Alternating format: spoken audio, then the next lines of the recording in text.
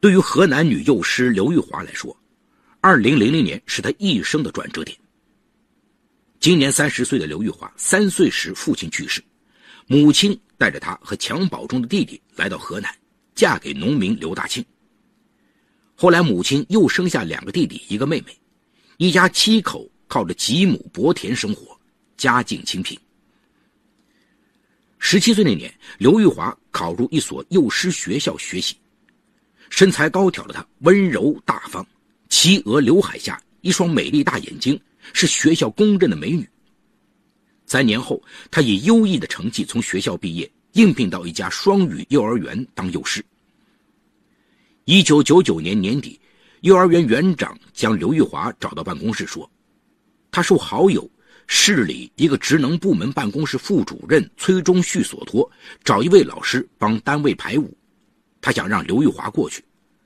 刘玉华因此得以与崔忠旭相识。见到刘玉华的第一眼，他健康质朴的模样让崔忠旭为之一振。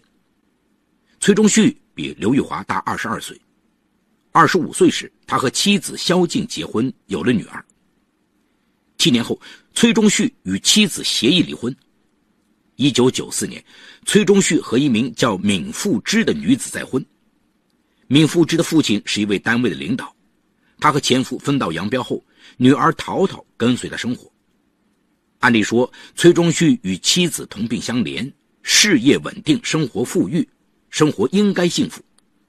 可他心里也有自己的苦恼。崔忠旭的老家在农村，他又是家里最有出息的男孩。传统的父母多次让他想办法再生一个孩子，而这些年，崔忠旭买股票和投资商铺，积累下了300多万的财富。可他的亲生女儿随前妻生活，在身边的陶陶又与自己没有血缘关系。他非常希望财产有一个亲近的人继承，可崔忠旭和妻子都有公职，政策上不允许2人再有孩子。后来一位同学给他出主意，说找一个女子给他代孕。崔忠旭把这个建议告诉了闵富之。起初闵富之说什么也不乐意，后来架不住崔忠旭的多次要求，又考虑到公婆的压力、丈夫与女儿的关系等因素，只得无奈同意。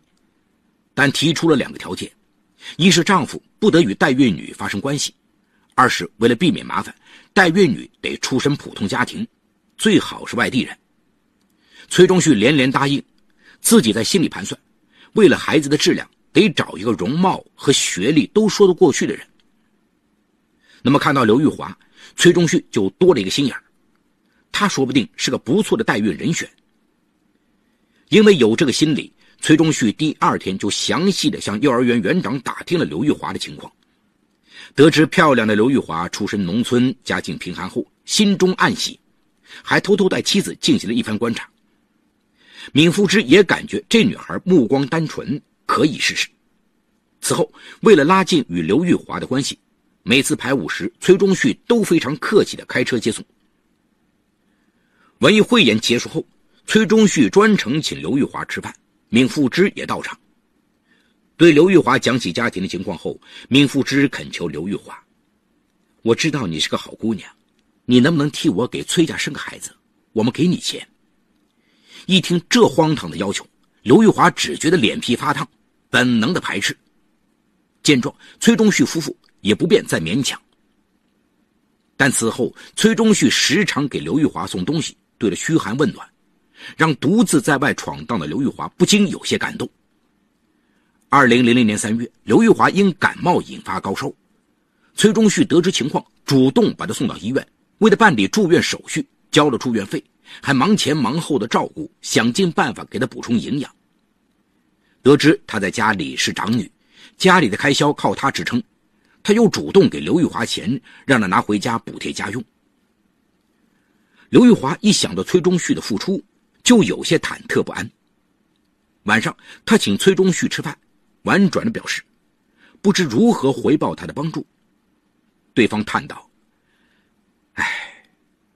钱多了也没用，也买不来一个孩子呀，这只是举手之劳吗？话里的伤感让刘玉华微微一震。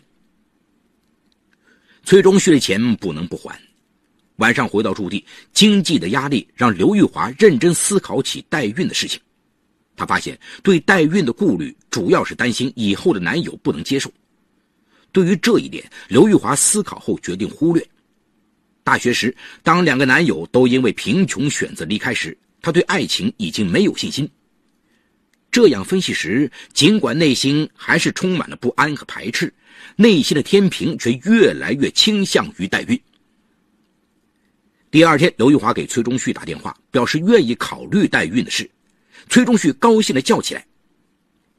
4月初，崔中旭夫妇和刘玉华来到医院做相关检查。让崔中旭非常无奈的是，身体健康的刘玉华居然对促排卵药物反应迟钝，这就意味着很难进行试管婴儿。崔中旭这才知道，试管婴儿的成功率只有 30%。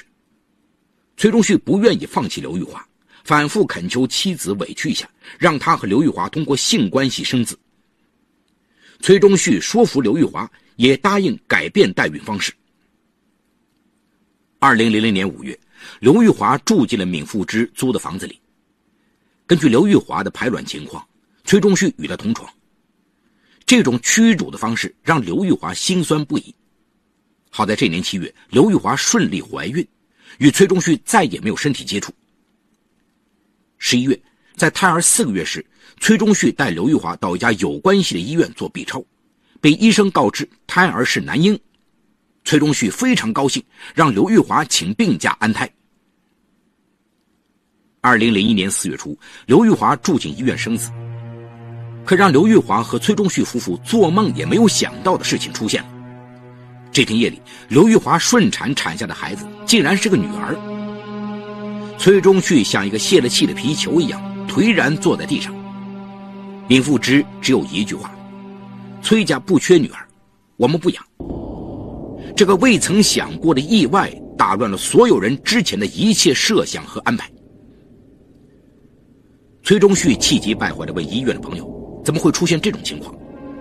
朋友说不清确切原因，只解释可能是孩子胎位不正，影响了 B 超的效果，也可能是当时生殖器发育不完全，让医生产生了错觉，或者是医生记忆不精，判断失误。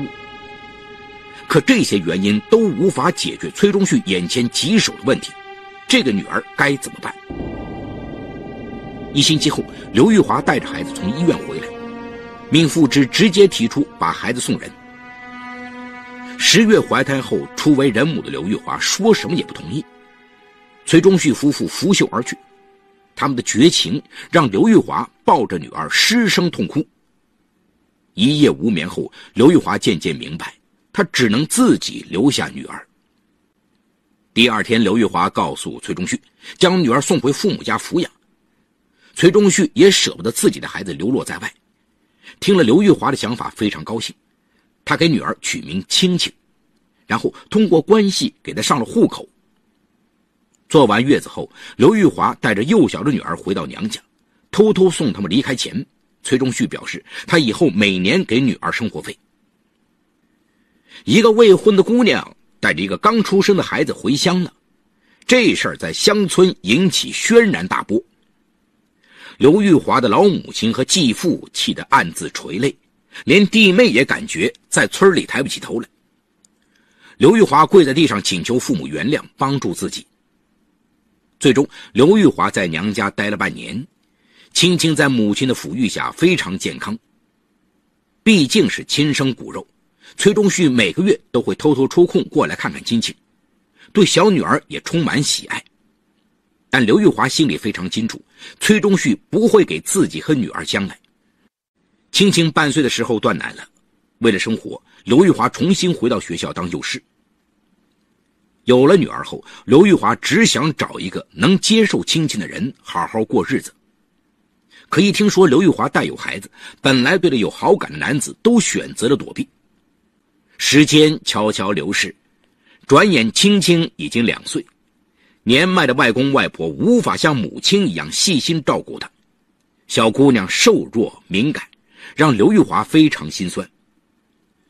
崔中旭也对女儿青青充满疼惜，得知刘玉华因为代孕背负未婚先孕的恶名后，对刘玉华也有一份难辞其咎的愧疚，总是尽可能的帮他，让刘玉华心酸之余也有些感动。2005年初，崔中旭被单位提拔为科长，经过几年的再投资，他手上的财富又飞速增长。志得意满之时，崔中旭想要儿子的愿望又变得强烈起来。反复思索后，崔中旭又找到刘玉华，再次提出代孕生子的要求，说如果他能再生下儿子，他就将青青和儿子一起接过来抚养，让两个孩子有个伴儿，他也可以没有拖累的开始自己的生活。面对崔中旭的再次请求，有过一次代孕经历的刘玉华又陷入沉思之中。当年一时冲动代孕，他现在后悔不迭，可这几年的困顿已经将他的锐气消磨殆尽。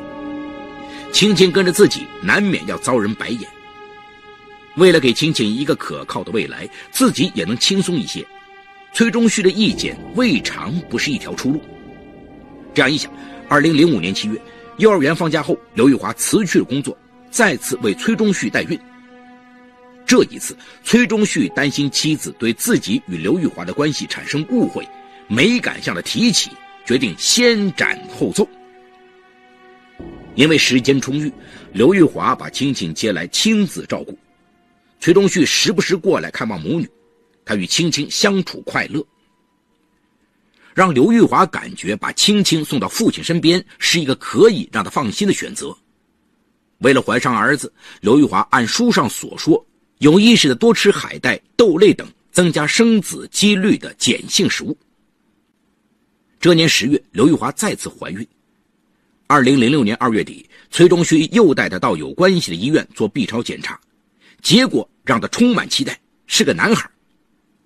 吸取了上次的教训，10天后，两人又到一家私人医院检查，依旧被告知是个男孩。崔中旭心中的石头总算是落了地。2006年8月，刘玉华生下一个健康男婴，崔中旭激动万分，为孩子取名叫亮亮。刘玉华生完孩子出院后，崔中旭向妻子摊牌，闵富之非常震怒。其实闵富之对丈夫与刘玉华的来往并非不知情，但再婚家庭的各种微妙关系加之亲戚的存在，让她没去深究。她给了丈夫一个底线，崔中旭需要儿子传宗接代，她同意接回刚出生的男孩，但亲戚坚决不要。崔中旭没有料到妻子的态度这样坚决，两人大吵了一架，气恼的闵富之却没有丝毫让步。第二天，已从领导岗位退位的闵富之的父亲特意找到女婿，提醒道：现在都在抓领导队伍建设，你可要把持住，别摔了跟头。崔中旭心头一紧，为了保住刚刚提升的仕途，他不得不重新思考青青的安置问题。亮亮半个月后，崔中旭告诉刘玉华，他要把亮亮带走，而他会对亮亮好，尽管这是刘玉华早就知道的结果。可骨肉的离散让刘玉华哭得心都碎了。哭过之后，他悲伤地问崔中旭，那青青怎么办？崔中旭无奈地说，闵富之不想让青青过去，他正在做工作，需要等一段时间。可让刘玉华没有想到的是，崔中旭带走亮亮后，对青青的安置一直没有下文。刘玉华伤心不已，他甘心再次代孕，不正是为了让女儿能过上稳定的生活吗？感觉自己又一次被愚弄的他，向崔中旭提出要求，要么把青青带进崔家，要么把亮亮送回来，让他和两个骨肉在一起。可对于他的要求，崔中旭一直没有表态。刘玉华伤心不已，有一次坐在灯下暗自垂泪。见状，5岁的女儿青青乖巧地钻进妈妈的怀里，用小手帮着擦泪，还唱世上只有妈妈好。女儿温暖的抚摸让刘玉华纠结的心平静下来。他突然想到，青青与自己相伴多年，感情深厚，虽说把她送进富足之家是为她好，可斩断亲情对她来说多么残酷啊！刘玉华顿悟道，对一个母亲来说，与孩子在一起哪怕是同苦共难，也是一种幸福。刘玉华不再与崔中旭纠缠亲情的去留问题，找了一家幼儿园上班，自己当亲情的老师，过着平静却清苦的生活。时常刘玉华会想起亮亮，但他不知道亮亮在哪里，只好用崔中旭一定会安排好他这种想法来安慰自己。可噩耗很快传来。2009年10月，崔中旭回家后突然感到胸闷，昏了过去。闵富之急忙拨打120急救电话，但在送往医院途中，崔中旭停止了呼吸。医生诊断崔中旭患急性心梗而死。崔中旭的去世把一个现实的问题推到了刘玉华面前：亮亮怎么办？毕竟在崔家，崔中旭才是他唯一的保护伞。联想到闵富之的强势，刘玉华不寒而栗。2天后是崔中旭下葬的日子，得到消息后，刘玉华悄悄带着亲情来到了崔家。毕竟他是亲情的父亲，他想带女儿送他一程。可一见到他，闵富之就铁青着脸找人把刘玉华和女儿拖了出去。闵富之的态度让刘玉华越发担心在崔家孤苦无依的亮亮。一想到女儿亲情因为自己的轻率匆匆来到世上，自小受尽欺辱，遭人白眼，想到儿子亮亮因为自己的轻信和功利，一出生就音讯全无，刘玉华就无法原谅自己。这种自责让刘玉华无所畏惧，他心中只升腾一个信念，要找回亮亮并亲自抚养。刘玉华把自己的想法告诉了闵富之，希望他能理解一个母亲对孩子的担心。可闵富之一口否认崔中旭有儿子的事实。刘玉华着急不已，把女儿送回老家后，多次到崔家寻找，到崔中旭的单位哭求，还跑到崔中旭的老家打听。转眼间半年过去，为了寻找儿子，刘玉华花费了不少钱，还落下了神经衰弱的毛病，一只眼睛也因为长期哭泣和睡眠不足变得视力模糊。但亮亮依旧没有线索。2010年5月，无计可施的刘玉华把闵富之告上了法庭，要求归还自己的儿子，但闵富之拒不承认丈夫有一个儿子。刘玉华又向警方报请人口失踪，但因出生证上不是崔中旭的名字，案情迟迟没有进展。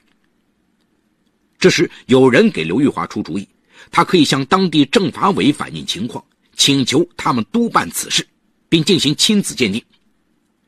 刘玉华马上向政法委反映情况，他伤心地说，他是亮亮的亲生母亲。